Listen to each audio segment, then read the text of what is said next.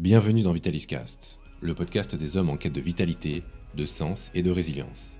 Je suis Bastien, le druide moderne, et ici on explore ensemble la santé holistique masculine. Corps, cœur et esprit. Chaque semaine, je te partagerai des clés ancestrales et modernes pour bâtir un corps solide et forger un esprit résilient. Mon but, te donner les meilleures armes pour survivre et t'élever dans la jungle moderne. Salut les gars, on se retrouve dans un nouvel épisode du VitalisCast pour parler d'un sujet qui je pense est vraiment sous-estimé, que ce soit chez les hommes ou même chez les femmes. On va parler de l'hydratation, de l'eau, cet élément qui fait partie des 4 éléments entre la terre, l'eau, l'air et le feu, et qui est primordial. Donc pourquoi je te parle de ce sujet aujourd'hui ? Parce que je pense qu'on connaît encore très peu l'eau. C'est vraiment un élément qui est mystérieux. En fait, on nous a appris à l'école que c'est simplement la molécule H2O. Mais en réalité, c'est bien plus que ça. Et pourquoi aussi c'est important ? Parce qu'on est composé à plus de 70% d'eau. Donc si tu bois une eau qui est non seulement polluée, donc non filtrée, qui est déminéralisée et qui est morte, eh bien, tu peux être quasi certain que tu auras une très faible vitalité et que même ça va affecter en fait ta conscience, parce que ta conscience elle est générée, ou en tout cas elle est captée par quoi ? Par tes neurones, et donc tes neurones ont aussi besoin d'eau.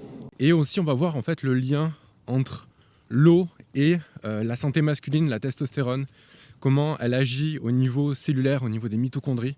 On va vraiment rentrer en profondeur, donc accrochez-vous. Je vais essayer d'être bien sûr simple dans les mots que je vais utiliser. Je vais vulgariser au maximum pour ceux qui n'ont pas forcément le background en biologie, en biochimie, etc. Mais vous allez voir, c'est passionnant. Bon, déjà, quelle quantité d'eau il faut consommer ? Tu as déjà sûrement entendu les recommandations classiques de boire 2 à 3 litres d'eau par jour. Mais en réalité, ça ne veut absolument rien dire, parce que ça dépend énormément du contexte. Imaginons que tu es quelqu'un qui fait 2 mètres, qui est hyper musclé, qui fait beaucoup de sport, qui vit dans un environnement tropical, très chaud. Forcément, tu vas avoir une consommation d'eau qui va être plus importante que quelqu'un qui est moins massif, qui vit dans un environnement qui est plus tempéré et qui fait moins de sport. Donc, tu vois, ça dépend énormément de toi, de ton environnement. Et on va voir aussi que, en fait, finalement, la quantité d'eau que tu dois boire va dépendre de sa qualité. Parce que si tu bois une eau qui est faiblement assimilée par ton corps, qui est déminéralisée, eh bien, ton corps va être tout le temps en demande d'eau. Et en fait, ça va être même un cercle vicieux, parce que tu peux carrément te déminéraliser si tu bois trop d'eau et si tu n'apportes pas les bons minéraux. Et concrètement, une déshydratation va impacter ta santé, ta vitalité à tous les niveaux.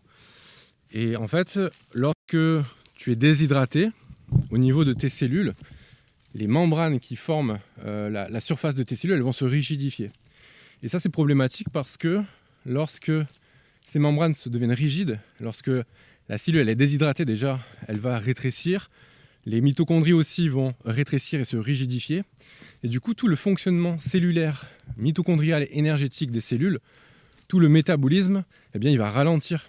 Ça va être comme si tu mettais du sable dans des rouages, ça va être beaucoup plus difficile de fonctionner. Donc, il faut remettre de l'huile au moteur, et l'huile, c'est l'eau tout simplement. Et lorsque la surface des cellules perd aussi en rigidité, eh bien, les hormones comme la testostérone, qui normalement se fixent sur les récepteurs qui se trouvent à la surface des cellules, eh bien, elles vont avoir plus de mal à pénétrer la cellule pour agir ensuite au niveau de l'ADN, pour que la testostérone puisse déclencher l'expression de plusieurs gènes qui sont impliqués dans la masculinisation, donc prise de muscle, perte de gras, densité osseuse, etc., etc. Donc voilà, c'est vraiment important de bien s'hydrater, de boire suffisamment d'eau. Mais comme je l'ai expliqué, la qualité est vraiment primordiale. Donc qu'est-ce que ça veut dire une eau de qualité ? Alors déjà, je ne sais pas si tu es au courant, mais l'eau du robinet, c'est une eau qui est polluée, qui est contaminée par plein de substances, notamment on a du chlore qui va perturber ta flore intestinale, on a des perturbateurs endocriniens, notamment des résidus de pilules contraceptives qui sont tout simplement des œstrogènes. Donc boire de l'eau du robinet, ça peut potentiellement te féminiser sur le long terme, même si c'est en quantité infinitésimale, mais ça va se rajouter à tous les autres perturbateurs endocriniens que tu as dans ton environnement, notamment le plastique. Et tu as aussi des métaux lourds, tu as du fluor, voilà, tu as plein de joyeusetés qui vont encrasser ton corps et ralentir son fonctionnement.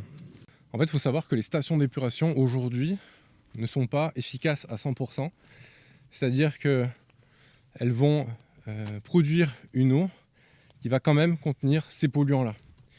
Parce que, en fait, toutes les nappes phréatiques quasiment dans le monde, il y a sûrement des exceptions dans des endroits vraiment reculés et où l'humain n'a pas encore eu accès, mais la plupart de l'eau que tu vas trouver sur Terre, même dans l'eau de source, on va retrouver des polluants qui peuvent provenir de diverses sources. Et du coup, on produit une eau qui est potable. Tu ne vas pas mourir instantanément en buvant de l'eau du robinet, bien sûr. Mais par contre, sur le long terme, tu vas assimiler de nombreuses substances toxiques. Et surtout, c'est pas forcément de boire un peu d'eau du robinet qui va te tuer, mais c'est surtout l'effet cocktail. C'est-à-dire l'accumulation de plusieurs sources de toxines du monde moderne. Donc les contenants en plastique dans lesquels tu vas manger ou boire, la pollution de l'air, la pollution électromagnétique, tout ça va s'accumuler, va créer une charge toxique pour ton corps qui va s'alourdir. Donc tant qu'à faire, on va essayer de la réduire au maximum. Donc c'est pour ça que c'est important de filtrer son eau. Donc là je vais me dire, moi c'est bon, je bois de l'eau en bouteille, je suis protégé, c'est de l'eau propre. Alors en fait pas du tout, il faut savoir que l'eau en bouteille, elle n'est pas forcément de meilleure qualité. Pourquoi ? Parce que on va aussi retrouver certains polluants dedans. En plus, tu vas retrouver des microplastiques parce que souvent l'eau en bouteille elle est contenue dans des bouteilles en plastique qui sont exposées à la lumière, à la chaleur, ce qui va augmenter la décomposition du contenant en plastique. Donc il va y avoir une quantité de microplastiques qui va être astronomique dans les bouteilles d'eau. Et même si tu bois une eau qui est contenue dans un contenant en verre, bon, déjà, tu n'es même pas sûr qu'à la base, elle n'était pas contenue dans des contenants en plastique puis transférée dans des contenants en verre. Mais surtout, tu vas avoir une répartition en électrolytes, en minéraux, qui va être pas forcément bonne. Et puis, tu vas trouver surtout des minéraux qui sont non biodisponibles, inorganiques. Donc, il faut comprendre qu'il y a deux types de minéraux. Tu as les minéraux qui sont inorganiques, c'est-à-dire ceux que tu trouves sous forme brute, dans la roche par exemple, et puis qui sont faiblement assimilés par ton corps. Et puis tu as les minéraux qui sont organiques, c'est-à-dire qui sont liés à d'autres molécules qui va faciliter leur assimilation. Donc typiquement tu vas retrouver des minéraux sous cette forme-là dans les végétaux, dans les aliments, dans les super-aliments, etc. Alors pourquoi les minéraux c'est important ? Parce que c'est ce qui va permettre de faire pénétrer l'eau dans les cellules. C'est ce qui va permettre aussi d'avoir un bon équilibre au niveau électrolytique, au niveau des cellules. Donc d'avoir un bon fonctionnement mitochondrial. Parce que la production d'énergie au niveau des mitochondries, elle dépend en fait d'une polarité électrique, comme on l'a vu. Et ces minéraux-là vont permettre d'avoir justement un bon fonctionnement, un bon équilibre au niveau des charges qui vont se trouver à l'intérieur des cellules pour la production d'énergie. Donc pour résumer, les minéraux, les électrolytes, donc le magnésium, le potassium, le sodium, le calcium, etc., sont des éléments primordiaux, importants pour l'eau, pour qu'elle puisse pénétrer, pour qu'elle puisse agir au niveau des cellules. Et du coup, une question se pose, c'est est-ce que je dois boire une eau qui est fortement minéralisée ou une eau qui est plutôt déminéralisée ? Donc dans l'idéal, selon moi, c'est d'avoir une eau qui est complètement déminéralisée. Et ensuite d'apporter les minéraux, des minéraux qui sont biodisponibles, organiques, d'une autre manière. Donc comment faire pour avoir une eau de qualité ? Première étape, c'est de la filtrer. Donc qu'est-ce que tu as comme option ? Aujourd'hui, il y a plein d'options possibles. Et l'option que tu vas choisir va dépendre de toi, de ton budget, du contexte dans lequel tu vis. Je vais te donner, on va dire, les 3 principales manières de filtrer ton eau. Et après, à toi de voir celle qui te convient le mieux. Donc la première, qui est selon moi la plus efficace, c'est les filtres à osmose inverse.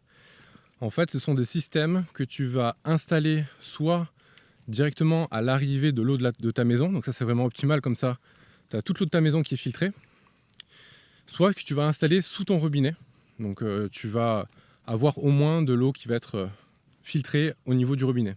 Et ce genre de filtre en fait va produire une eau qui est quasiment que des molécules H2O. Donc on va éliminer tous les polluants, mais aussi on va éliminer tous les minéraux. C'est un petit peu comme si tu produisais de l'eau distillée finalement. Donc ça c'est pour moi la meilleure solution, parce qu'après, justement, tu peux reminéraliser ton eau derrière avec des minéraux qui sont biodisponibles. On va voir après les solutions qui s'offrent à nous pour ça. L'avantage de ce type de système, c'est que tu as de l'eau à la demande. Donc tu ouvres ton robinet, tu as de l'eau filtrée. Tu n'as pas de temps d'attente, etc. Parce qu'on va le voir avec d'autres systèmes, c'est pas la même chose. L'inconvénient, c'est que c'est un système qui est fixe, donc tu dois installer, donc c'est pas quelque chose que tu peux emporter avec toi facilement lorsque tu déménages. Enfin si tu déménages, oui, mais si tu voyages souvent, ou voilà, c'est pas quelque chose qui est transportable. Et le coût est plus élevé que la plupart des autres types de filtres. Donc ça peut aller de quelques centaines d'euros à quelques milliers d'euros pour une installation pour toute la maison. Ensuite, la deuxième option, c'est les carafes filtrantes. Alors, bon, déjà, tu oublies totalement la carafe Brita. Ça, c'est vraiment de la merde, faut le dire. Ça va pas filtrer grand-chose. Donc, qu'est-ce qu'on a comme carafes qui sont intéressantes? On a la carafe Berkey, par exemple, ou Berkfield, c'est une autre marque, mais c'est un petit peu le même principe. En gros, c'est un contenant qui a deux compartiments. Un compartiment du haut où tu vas mettre ton eau qui est non filtrée. Et puis, tu as des filtres qui sont composés en partie de charbon, puis d'autres choses. Je ne sais plus exactement la composition exacte, mais en gros, ça va filtrer ton eau par gravité. Donc, l'eau va passer à travers ces filtres grâce à la gravité, puis ils vont se retrouver dans le récipient du dessous, et là, tu auras une eau qui sera filtrée. Alors, cette option, elle est pas mal, parce que déjà, elle ne te demande pas d'avoir une installation. Tu as juste à poser cette carafe sur ton comptoir et à la remplir. Ça ne demande pas non plus d'électricité, comme ça peut être le cas, je crois, avec les filtres osmose inverse. Et en plus, ça je ne l'ai pas dit, mais les filtres osmose inverse sont très peu écologiques, parce que pour 1 litre d'eau filtrée, il faut 3 litres d'eau non filtrée. C'est-à-dire que, pour t'expliquer simplement, les filtres osmose inverse en fait, fonctionnent avec une pression énorme. Et pour apporter cette pression, il faut beaucoup d'eau. Donc il y a de l'eau qui va être gaspillée dans le processus.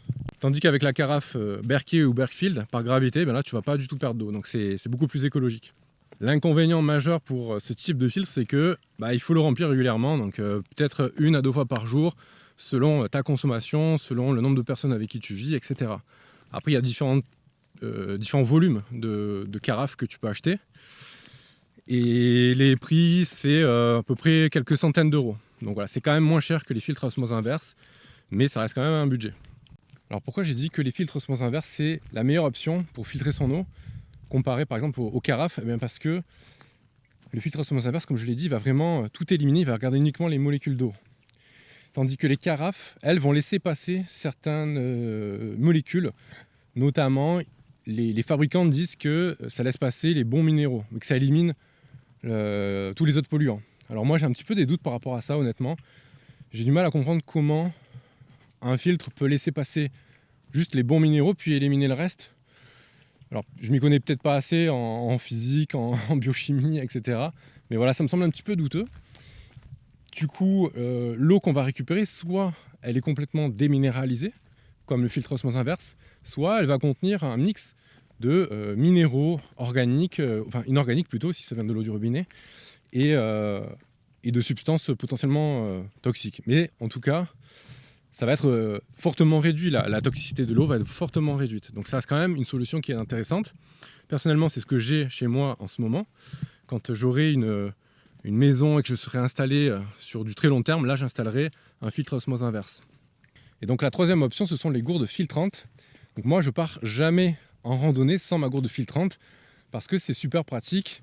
On a besoin juste d'une gourde, et dès qu'on trouve un point d'eau, on peut la remplir et filtrer, boire de l'eau filtrée de qualité à partir de la rivière par exemple, d'un lac, etc. Donc comment ça fonctionne? En fait c'est tout simple. Vous allez remplir votre gourde comme une gourde classique, et dans le capuchon se trouve un filtre qui va agir un petit peu comme un filtre à osmose inverse. Donc comme je l'ai expliqué, les filtres à osmose inverse fonctionnent uniquement lorsqu'il y a une pression qui est exercée. Donc là, on doit faire la même chose, on doit appuyer sur le contenant pour faire sortir l'eau, pour faire passer l'eau à travers le filtre et pour pouvoir avoir de l'eau filtrée. Et là, je sais, certains vont me dire, ceux qui voient la vidéo, le contenant il est en plastique en fait, la bouteille, du coup tu as des microplastiques dans ton eau. Mais non, en fait, les microplastiques qui vont potentiellement contaminer mon eau vont être filtrés avant la sortie puisque le filtre se trouve au niveau du capuchon. Donc voilà, ce type de gourde, c'est à emporter partout, quand tu vas à ton travail, à ta salle de sport, en randonnée, même si tu as des enfants, il y a des formats miniatures pour les enfants pour qu'ils puissent boire de l'eau filtrée à l'école. Donc je trouve ça vraiment top. Moi j'utilise cette gourde de la marque Oco. D'ailleurs, si jamais tu veux en savoir plus sur ma gourde filtrante, je te mets le lien dans la description de la vidéo. Et sache que tu peux avoir moins 10% sur ta commande avec le code OCODRUID. Et un autre avantage des gourdes filtrantes, c'est leur prix. Alors on est aux alentours de 60 € à peu près pour une gourde avec le filtre. Donc ça reste bien moins cher que les autres types de filtres. Donc voilà, moi je pense que c'est vraiment un indispensable à avoir, surtout quand on a un petit budget, au moins avoir cette gourde-là qui va permettre de boire de l'eau filtrée n'importe où. Donc maintenant qu'on a une eau qui est filtrée, qui est propre entre guillemets, il faut la mettre dans un récipient, il faut la conserver. Et on va voir qu'il ne faut pas la mettre dans n'importe quel type de récipient. Notamment, il faut éviter tout ce qui va être contenant en plastique parce que le plastique des bouteilles va se décomposer au cours du temps. Ça va créer des microparticules de plastique qui vont contaminer ton eau. Ensuite, tu vas avaler ces microplastiques. Et le problème, c'est que ces microplastiques sont des xénoœstrogènes, c'est-à-dire des molécules qui sont très similaires aux hormones féminines, donc qui vont se fixer sur les mêmes récepteurs que les hormones féminines et du coup entraîner des dérèglements hormonaux. Donc ça va impacter ta testostérone et tu peux potentiellement avoir des effets féminisants, surtout si tu es exposé à de nombreux perturbateurs endocriniens dans ton environnement. Donc il n'y a pas que les microplastiques, mais tu as aussi tout ce qui va être produits chimiques, cosmétiques. Voilà, on en parlera dans un autre épisode de tout ce qui est perturbateur endocrinien. Mais voilà, déjà élimine tous les contenants en plastique de chez toi. Et du coup, ton eau, tu peux la conserver par exemple dans du verre, ça c'est intéressant. Tu peux aussi la conserver dans de l'inox, voilà, une gourde d'eau en inox. Et il y a un autre contenant qui est intéressant, alors je ne connaissais pas, j'ai découvert ça récemment, mais c'est ce qu'on appelle le verre Miro. En fait, c'est un verre qui est teinté, qui est quasiment noir, mais légèrement violet. Et ce verre-là, il est intéressant. Il a été développé pour conserver les aliments, pour conserver les teintures de plantes médicinales, pour conserver les médicaments à l'époque. Tu sais, c'était ces contenants qui étaient assez foncés et un petit peu de couleur violette. On n'en trouve plus trop aujourd'hui, mais voilà, ça existe encore. Et je sais qu'il y a des gourdes qui sont en verre Miro. Et ce verre-là, il est intéressant parce qu'en fait, il va filtrer quasiment tout le spectre lumineux, sauf un petit peu d'infrarouge et il va laisser aussi passer des UVA. Et en fait, on a vu avec les travaux du docteur Pollack que les infrarouges vont être bénéfiques pour restructurer l'eau, pour lui redonner cette structure cohérente semi-cristalline qu'on appelle l'easy water exclusion zone en anglais, et qui va faciliter le travail des mitochondries.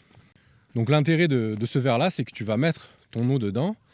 Donc déjà, il n'y aura pas de polluants, mais en plus, lorsque tu vas l'exposer au soleil, eh bien, cette eau va se restructurer, va se recharger, entre guillemets, un petit peu comme une pile électrique. Et puis cette bouteille va aussi laisser passer les UVA, qui sont intéressants parce qu'ils ont un effet antibactérien, donc ça va aseptiser ton eau si jamais il reste quelques bactéries qui traînent. Donc maintenant qu'on a notre eau filtrée et qu'elle est dans un contenant qui est non toxique, on va voir comment la reminéraliser. Donc déjà la question c'est, est-ce qu'il faut que je reminéralise mon eau ou est-ce que je peux boire une eau déminéralisée? Donc encore une fois, ça dépend du contexte. Si par exemple tu vas beaucoup transpirer, je sais pas, tu vas te faire un sauna, tu vas faire une randonnée en plein soleil, tu vas faire une séance de sport intense, tu vas beaucoup transpirer, donc là tu vas perdre beaucoup de minéraux. Donc dans ce cas-là, c'est intéressant d'avoir une eau qui va être assez riche en minéraux biodisponibles pour remplacer la perte en électrolytes, en minéraux à travers la transpiration. Parce que comme on l'a vu, si tu es déshydraté, si tu manques de minéraux, eh bien, tu vas avoir une plus faible contraction musculaire, donc ça va impacter tes performances, tu vas avoir moins d'énergie, une clarté mentale qui va diminuer, donc c'est important de rester bien hydraté, surtout pendant l'effort, et du coup d'apporter ces électrolytes. A l'inverse, si tu es plutôt sédentaire, qu'il fait plutôt froid et qu'en plus tu as tes émonctoires qui sont un petit peu engorgés, je sais pas, une fonction rénale qui est réduite par exemple, ça va être un peu plus intéressant d'apporter une eau qui va être déminéralisée parce que tu vas favoriser le travail d'élimination des reins par exemple. au lieu de le surcharger. Mais dans ce contexte-là, il faut quand même apporter des minéraux à travers l'alimentation. C'est important parce que sinon tu vas avoir une fonction cellulaire qui va être réduite, tu vas être en carence. Et la meilleure manière d'apporter des minéraux organiques biodisponibles, ce sont les aliments vivants, c'est-à-dire les fruits et légumes crus, la viande, les jus de légumes, l'eau de coco aussi, c'est super intéressant. On a aussi certains super aliments, les orties aussi, c'est vraiment blindé de minéraux, donc c'est pour ça que moi j'en cueille régulièrement. Je me fais des jus avec et je les fais vapeur, voilà, pour apporter vraiment ces minéraux à travers l'alimentation. Et ce qui est intéressant, c'est que ces minéraux, non seulement ils sont biodisponibles, ils vont être facilement assimilés par ton corps, ceux qui se trouvent dans la nourriture, dans les aliments vivants, mais en plus, ils sont liés à des molécules d'eau. Donc dans tous les aliments, tu as de l'eau, et cette eau-là, comme on l'a vu, eh bien, elle est structurée. Donc tu vas assimiler de l'eau qui est structurée et qui est riche en minéraux biodisponibles. Donc voilà, pour résumer, apporter une eau qui est faiblement minéralisée, je ne dis pas forcément complètement déminéralisée, mais faiblement minéralisée, peut-être au quotidien, en dehors des repas, et apporter une eau qui va être minéralisée pendant un effort, quand il fait chaud, quand on va beaucoup transpirer. Donc maintenant, comment faire pour reminéraliser son eau avec des minéraux biodisponibles? Donc on a plusieurs options, et honnêtement la plus simple, c'est celle que je fais, on va dire au quotidien, c'est un petit peu de fleur de sel non raffinées, par exemple fleur de sel de Camargue ou de Guérande, ou alors il y a aussi aux États-Unis, au Canada, le Redmond Salt, qui est de bonne qualité. En fait, ce sont des sels qui vont contenir une grande variété de minéraux, pas uniquement du NaCl, qui est la formule chimique du sel, mais on va trouver d'autres minéraux, donc un meilleur équilibre, ce qui va éviter d'avoir une hypertension artérielle, par exemple, lorsqu'on consomme trop de sodium. Une autre option, c'est le lithotamne. C'est une algue super intéressante parce qu'elle est très riche en minéraux, et notamment en calcium, donc sous forme biodisponible. Et personnellement, j'en consomme lorsque j'en ai juste avant l'entraînement. Je mets une cuillère à café dans ma boisson pré-entraînement, par exemple dans un jus de légumes. Et ce qui est intéressant, c'est que le calcium, en fait, est un minéral qui va être fortement impliqué dans la contraction musculaire. Donc là, on va apporter vraiment un bon équilibre en électrolytes et notamment pas mal de calcium pour favoriser la contraction musculaire. Et une autre option, c'est le plasma marin. Alors le plasma marin, c'est de l'eau qu'on va puiser dans des très grandes profondeurs marines.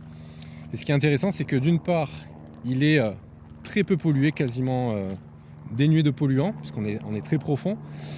Et d'autre part, il va avoir une composition qui va être très proche de celle du plasma sanguin. Donc on appelle ça un liquide qui va être isotonique, c'est-à-dire qui va apporter un équilibre, on va dire, au niveau des électrolytes, qui va être très proche de celui qui se trouve dans ton sang. Donc c'est ça assez intéressant parce que du coup, tu apportes exactement ce dont ton corps a besoin en termes d'équilibre en électrolytes. Et l'autre avantage du plasma marin, c'est que les minéraux, encore une fois, sont biodisponibles, donc facilement assimilés par ton corps. Ensuite, quatrième étape, une fois qu'on a filtré notre eau, qu'on l'a conservée dans un contenant non toxique et qu'on l'a éventuellement reminéralisée, eh bien, on peut rajouter une quatrième étape qui est la restructuration de l'eau. On a des récentes découvertes, notamment du labo du docteur Gérald Pollack, qui ont démontré que l'eau existe sous une quatrième phase qu'on appelle la phase Easy Water. C'est le nom qu'ont donné les chercheurs à cette phase de l'eau. Je vais t'expliquer ce que ça veut dire, ce terme un peu barbare. Donc en fait, lorsque l'eau se trouve à cet état-là, elle est entre un état solide et un état liquide. Donc c'est un état semi-cristallin. Et en fait, ce chercheur a découvert que l'eau existe sous cette forme-là lorsqu'elle se trouve au contact de certaines surfaces, notamment au niveau de certaines roches, mais surtout ce qui est très important, c'est qu'il a observé ça au niveau des cellules, en fait, au niveau de la surface des organites. Donc les organites, ce sont si vous voulez, les petites structures qui se trouvent à l'intérieur des cellules, dont les mitochondries. Donc les mitochondries, ce sont les centrales énergétiques des cellules, celles qui produisent l'ATP, l'énergie primaire des cellules. Et en fait, on s'est rendu compte que l'eau, lorsqu'elle se trouve à l'intérieur des cellules, dans les êtres vivants, elle est organisée sous cette quatrième phase, dans un état semi-cristallin. Et donc, lorsque l'eau entre en contact avec les mitochondries, avec les surfaces des cellules, Eh bien, ce chercheur a remarqué que les molécules d'eau vont se polariser, c'est-à-dire que les charges positives et négatives vont se répartir d'un côté et de l'autre. Donc au niveau du contact avec les cellules, on va avoir les charges négatives. Et les charges positives, elles, vont s'éloigner de la surface de contact, ce qui va créer une polarisation des molécules d'eau, enfin de l'eau. Et du coup, easy water, ça veut dire quoi? Ça veut dire exclusion zone, ça veut dire zone d'exclusion en français, puisqu'on voit que finalement les charges positives vont se retirer de la surface de contact. Et pourquoi c'est intéressant? Parce que cette polarisation va conférer à l'eau des propriétés électriques hyper intéressantes. Et notamment, cette équipe de chercheurs a remarqué que lorsque on expose l'eau à de la lumière infrarouge, eh bien, ces zones d'exclusion, cette polarisation va augmenter. Comme si, en fait, on avait une batterie qui se rechargeait. Donc, en fait, cette polarisation, c'est un petit peu comme si l'eau devenait une batterie à elle-même. Et lorsqu'elle est exposée à la lumière infrarouge, eh bien, cette batterie va se recharger. Et du coup, la théorie qu'il y a derrière ça, c'est que lorsque l'eau se trouve sous cette quatrième phase au contact des cellules, au contact de ce qui est vivant, eh bien, ça va permettre d'emmagasiner de l'énergie, de la lumière, enfin l'énergie qui est transmise par la lumière infrarouge, et cette énergie va permettre d'améliorer le fonctionnement des mitochondries, donc d'augmenter leur rendement énergétique, de produire plus d'énergie, plus d'ATP, et d'améliorer du coup, de faciliter cette production d'énergie. Mais là, tu vas peut-être me dire, mais si l'eau, elle existe sous une quatrième phase dans mon corps, elle fait déjà son travail, j'ai rien à faire. Mais en fait, pas tout à fait. Parce que la théorie qu'il y a derrière, c'est que si tu bois de l'eau qui est déjà organisée avec cette quatrième phase-là, eh bien, tu vas faciliter la production d'énergie. Tu vas avoir un travail en moins, tes cellules vont avoir un travail en moins à faire pour que l'eau s'organise sous cette forme-là. Donc, ça peut être intéressant de structurer l'eau. Donc, je ne sais pas si tu as déjà entendu parler de ce terme-là. L'eau structurée, c'est quoi? C'est ça. C'est l'eau qui se trouve sous une certaine organisation des molécules qu'on appelle l'easy water, quatrième phase de l'eau. Donc, comme je l'ai expliqué, la structure de l'eau est importante. Donc, si on veut optimiser son assimilation, son fonctionnement au niveau cellulaire, au niveau des mitochondries, eh bien, c'est encore plus intéressant d'apporter de l'eau qui va être déjà structurée sous cette quatrième phase qui est semi-cristalline. Et il y a plusieurs manières de restructurer notre eau. Donc on a tout simplement en utilisant un vortex. Donc, sur certains filtres à eau d'ailleurs, vous avez l'option d'avoir un vortex aussi qui va restructurer l'eau. Ça va créer en fait des mini îlots de molécules d'eau qui vont se retrouver cette structure cohérente semi-cristalline. On a aussi la lumière, comme on l'a vu, la lumière infrarouge notamment. Donc exposer par exemple sa bouteille d'eau en verre au soleil pendant 30 minutes, ça va aider à favoriser la formation de ces zones d'exclusion, cette quatrième phase de l'eau. Donc c'est surtout intéressant d'exposer sa bouteille d'eau en verre au lever du soleil et au coucher du soleil parce que c'est à ce moment-là que le spectre lumineux est le plus riche en lumière infrarouge. Et enfin, tu as les cristaux. Tu peux mettre en fait des cristaux dans ta bouteille d'eau. Alors moi, je pensais au début que c'était un truc un peu de hippie, mais en réalité non, parce que on l'a vu, les travaux du docteur Pollack ont montré que l'eau allait se réorganiser sous cette quatrième phase d'une manière cohérente, non seulement au contact des structures vivantes comme les cellules, les mitochondries, mais aussi au contact de surfaces minérales, donc les cristaux en l'occurrence. Après, si tu t'intéresses à la dimension énergétique, spirituelle, tu peux aller encore plus loin. Mais attention, là, ce que je vais te dire, il n'y a pas de preuves scientifiques rigoureuses quant à l'efficacité de ces pratiques, même si moi, je pense que ça peut être quand même intéressant. Donc la cinquième étape, c'est de dynamiser l'eau, donc c'est-à-dire de lui insuffler une énergie, une intention. Donc tu peux le faire de plusieurs manières. Par exemple, il y a les sons, notamment la fréquence 432 Hz, les bols tibétains, les bols chantants. Tu peux aussi faire une prière, poser une intention, faire une méditation. Ou alors aussi tu peux tout simplement utiliser ce qu'on appelle une onde de forme. C'est par exemple certains contenants, certaines bouteilles vont avoir par exemple une fleur de vie, donc la géométrie sacrée. Et ces formes-là, ces formes géométriques-là sont supposées augmenter le taux vibratoire, si tu veux, de l'eau que tu vas consommer. Après, il y a un point que je n'ai pas abordé dans ce podcast, c'est la mémoire de l'eau. C'est hyper intéressant, mais pourquoi je ne l'ai pas abordé? Parce que c'est un sujet qui est très controversé encore aujourd'hui.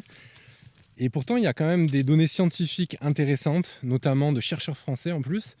Mais voilà, je n'ai pas encore creusé la question en profondeur pour me faire mon avis là-dessus, pour avoir un avis critique. Donc je préfère pour l'instant le laisser de côté.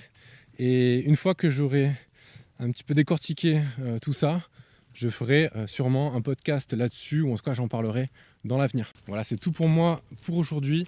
J'espère que cet épisode t'aura plu. Moi je trouve que c'est un sujet passionnant. N'hésite pas à me poser tes questions dans les commentaires. Je sais qu'il y a beaucoup de questions en général sur l'eau. Voilà, j'y répondrai avec plaisir. Et comme d'habitude, si tu veux me soutenir gratuitement, la chose la plus simple que tu peux faire, c'est de me laisser une évaluation sur ce podcast. Ça me soutient énormément. Ça prend 2 minutes. Mais vraiment, ça m'aide à avoir plus de visibilité et à continuer ce que je fais. Donc voilà, je te remercie pour ça d'avance. C'était Bastien, le druide moderne, avec force et vitalité. Ciao, ciao.